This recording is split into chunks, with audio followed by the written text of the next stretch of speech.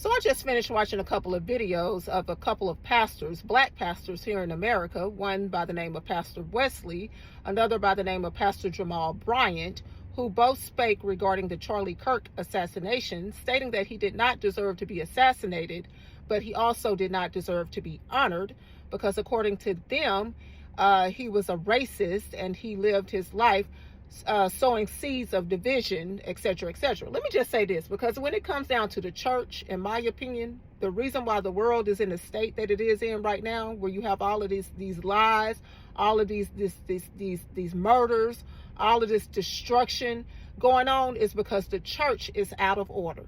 When you have ministers that won't even preach the word of God straight up, no chaser, okay? We don't need no mixture in this. We need it straight like God said. He said, don't add to it, don't take from it.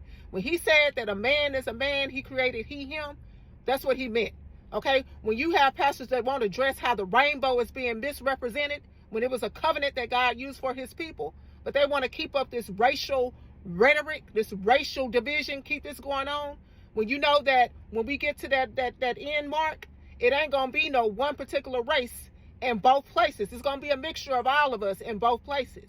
So we have to deal with the reality of what's going on. And it's not about race. It's spiritual. If you could say this man is a racist, but you can't even name what he said. This man went around on college campuses speaking to the youth who the enemy is after. The enemy is after the seed. Okay, he don't want anything that looks like God. He don't want anything that reproduces to reproduce that looks like God. Meaning that God said man and woman come together. Okay, that's how he keeps his creation going on. But the world says, no, we want men with men. We want women with women. God said, okay, that truth is truth. Right is right, wrong is wrong. But the world says, no, it's okay to have a little white lie. It's a little, just a little. No.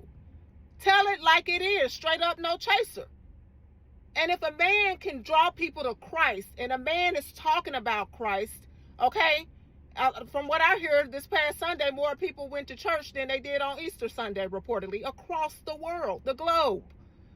Okay, so if he's representing like that, and all you can do is say somebody is a racist and say something and keep this stuff up, because you really can't teach the true word of God, because a lot of y'all are getting government assistance, and the government tell you what you can and cannot preach about.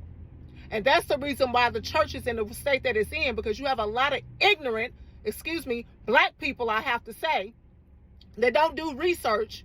All they have to hear is the word racist, and they're willing to go along with it. But then you wonder why you're still in the same state that you're in, because you're promoting a party that has been behind antichrist policies.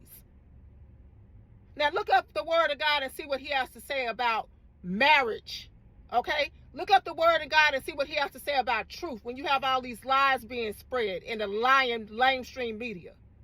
And you will see who's representing God and who's not. None of us are perfect.